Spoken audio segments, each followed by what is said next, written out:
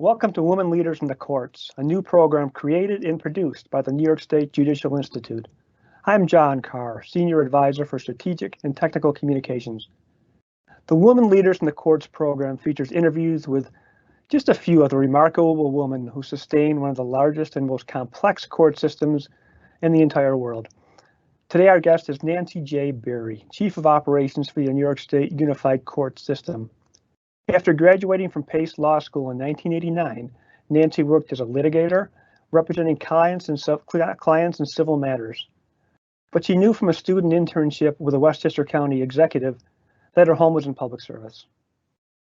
After serving as a law clerk to two judges and a court attorney for another, Nancy became an administrator in the courts, initially as the chief clerk of Westchester Supreme and County Courts. She now holds one of the highest non-judicial positions in the New York State court system. Nancy, thank you for joining us. Let's set the stage. What does the court system's chief of operations do? Thank you. I'm responsible to oversee and manage the Office of Court Administration. We set goals, we set plans, set out every projects for the courts. I oversee different divisions here at OCA, from human resources to Department of Fiscal Management, technology, public safety, different divisions within OCA. Who do you report to? Who reports to you? Well, I report to Judge Marks and to John McConnell, who's our executive director. Everybody and anybody, it seems, wants to report to me. The good and the bad. I mainly am reached out to by the administrators in the buildings. In New York City, it's the chief clerks, the deputy chief administrative judge's office and their staff. Outside New York City, again, the DCAJ for outside New York City and his staff, as well as the district executives in the courts outside New York City. What is a typical day for you, or is there such a thing as a typical day for you? Well, starting as we are now, I'm in the office about 6:45 in the morning. I probably shouldn't have said that publicly because I use that as my quiet time.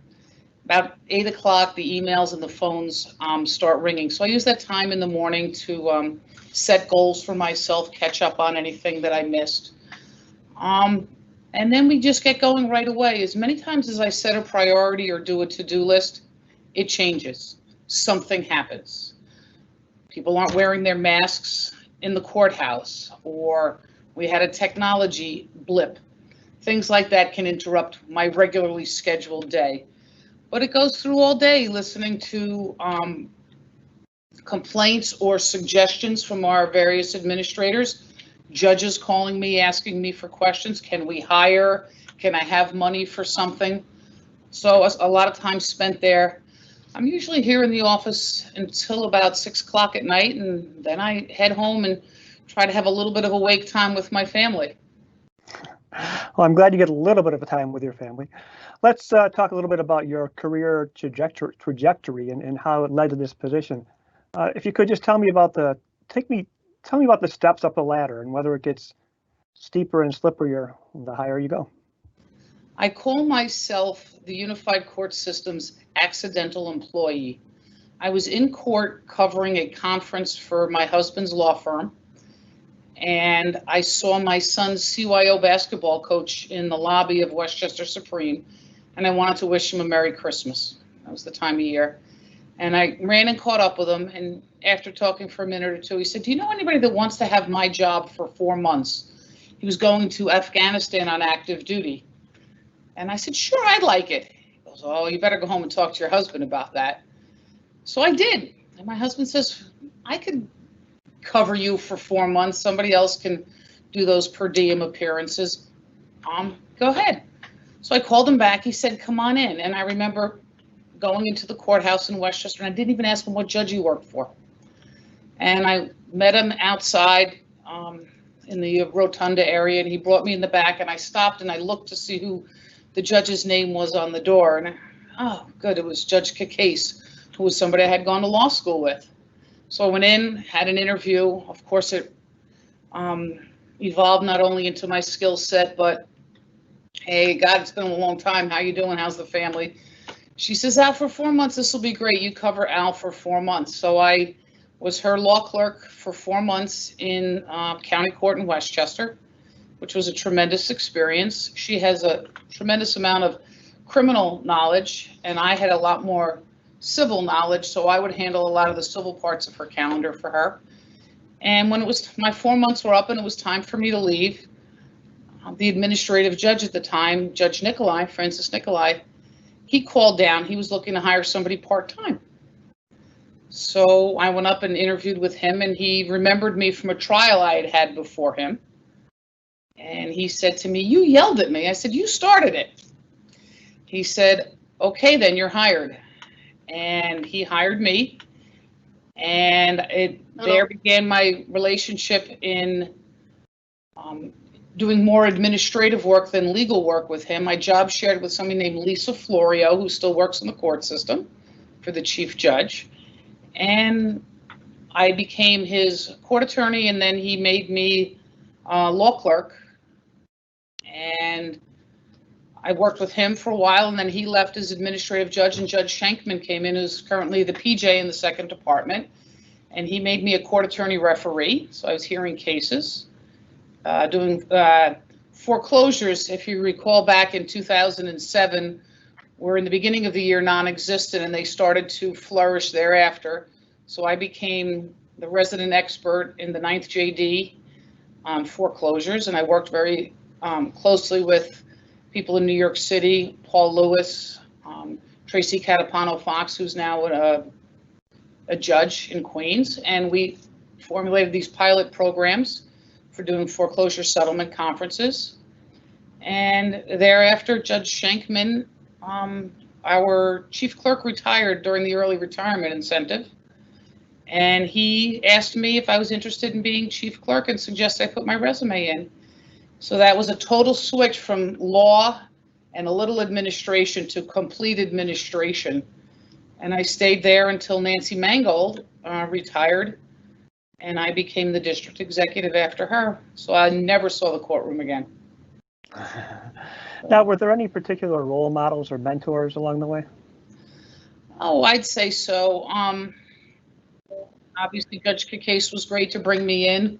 Nancy Mangold taught me a lot about administration and about Office of Court Administration.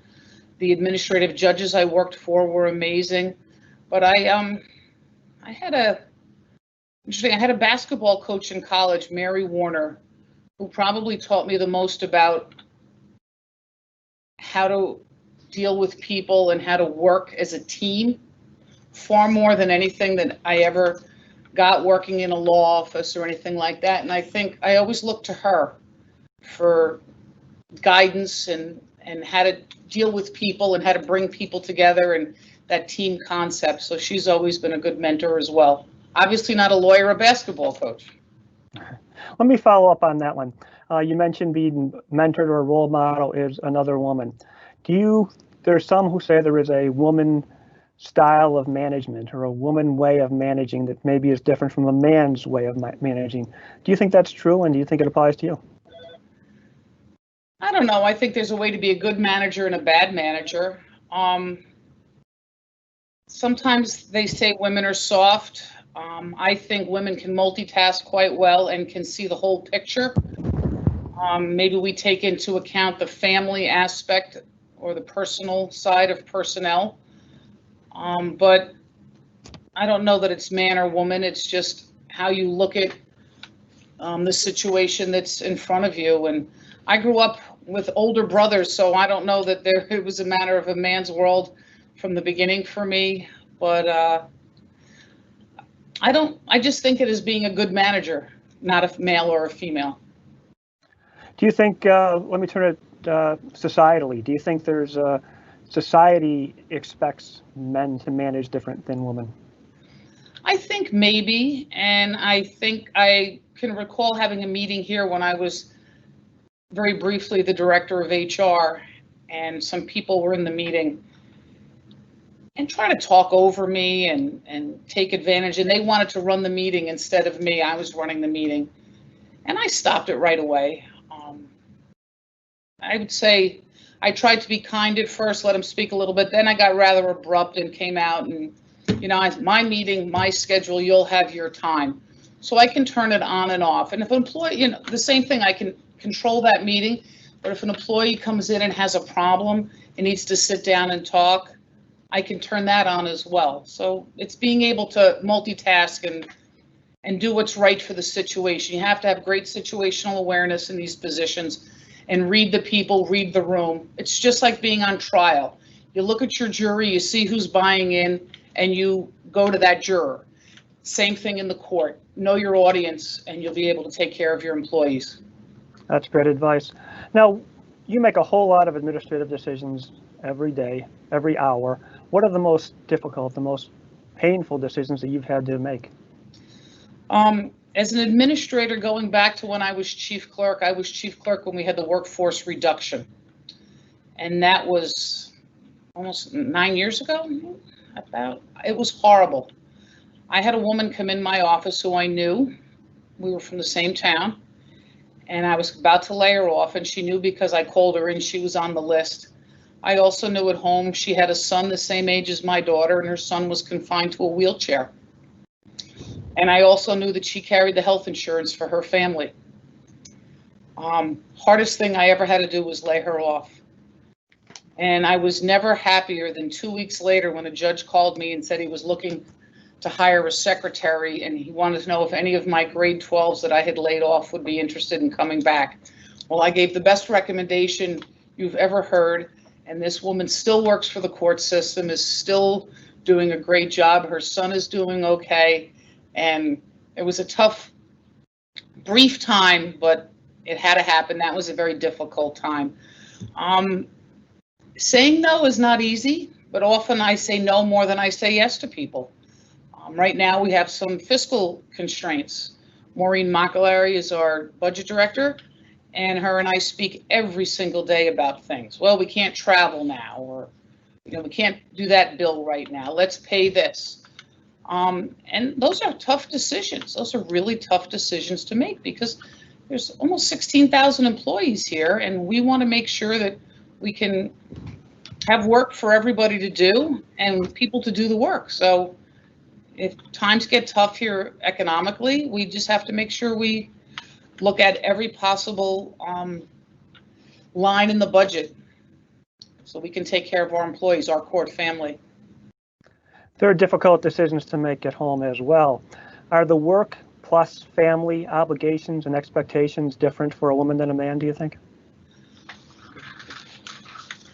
I'm not sure about that. I'm blessed to have a wonderful husband who's always made our partnership. I never say it's 50-50. It's 100% each of us.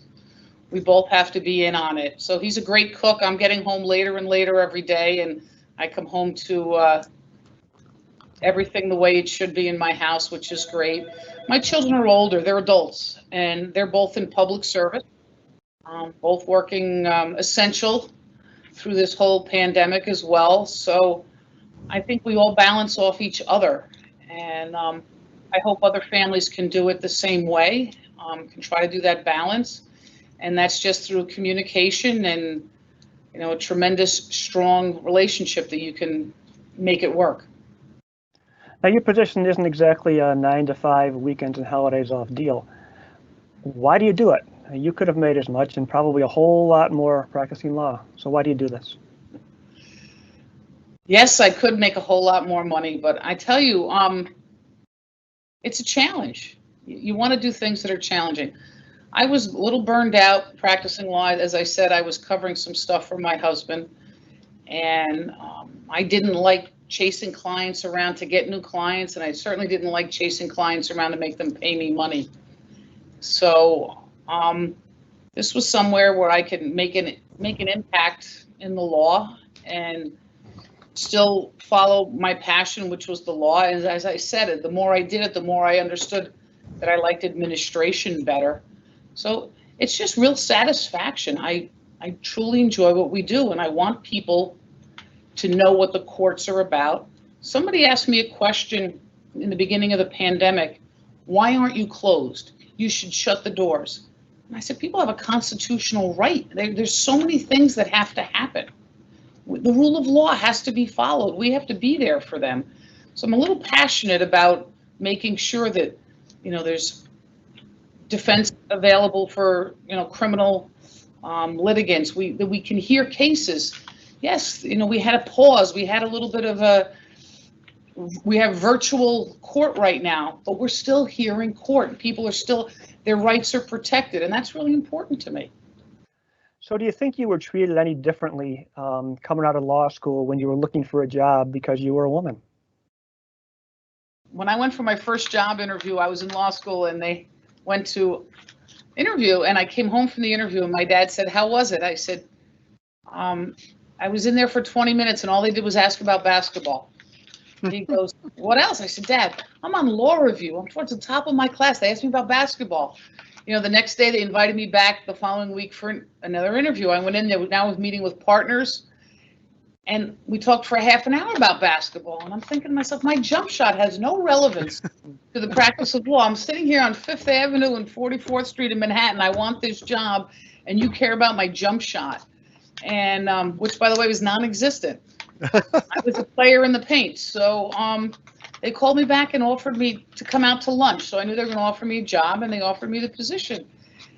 And I said, "It's mine?" And he says, "Yeah." I said, "That's the salary?" Yeah. I said, "Why didn't you ask me any questions? I'm on law review. I'm published. I have this certificate. I'm going to graduate towards the top of my class." And they said, "We get 200 resumes a week."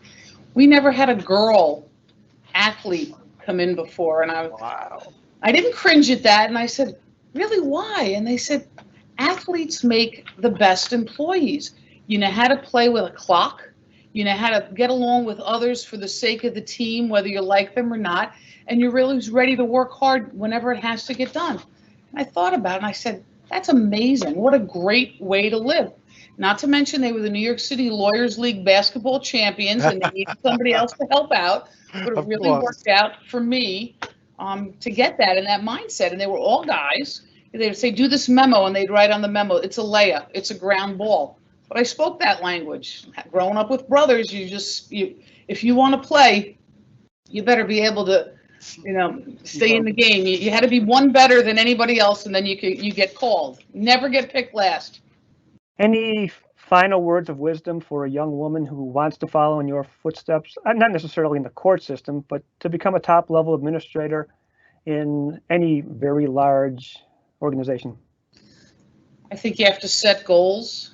I don't think you should get involved in office gossip or factions. I think you just keep your head down and you do your work. You let your work product speak for itself. Some people might not like that. Some people might get ahead of you because they took a different path, but you have to be true to yourself and do what you think is right for you. And that's how you'll get noticed. You come into work every day. My dad taught me lessons. You come into work early, you be there before the boss. You don't leave until the boss is out the door. Let people know that you're available to them. Spend your lunch hours doing that. Weekends, you said something about not 9 to 5. My cell phone went off at about 12:30 this morning. The courts have an emergency email address that you can file emergency documents. Well, it came in and I answered it. And I didn't think anything of it. It's just part of the routine, part of the day. And you just work hard and you get your benefit from it. And if you don't get it with a promotion or with a raise or something, you get it by the satisfaction at the end of the day you did what was right for somebody else. And treat people the way you want to be treated. It always comes back to you. That's great advice, Nancy. And thank you so much for your time. And I hope you remain safe and healthy. You too. Thank you very much.